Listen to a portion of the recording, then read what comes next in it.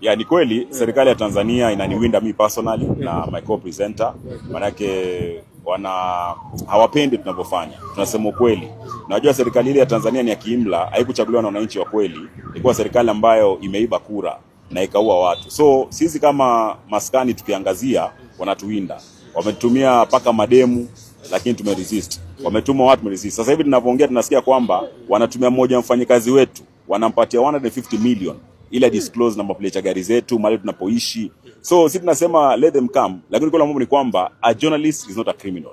Mwandishi wa habari sio criminal.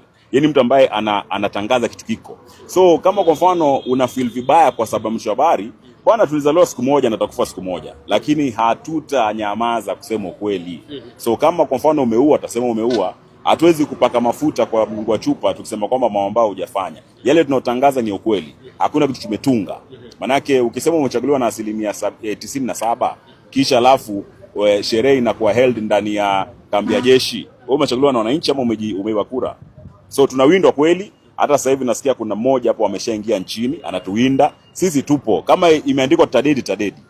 Na kama tatoboa. But we are not afraid. Yeah. Mazeso ya information zenu zinatokanga wapi?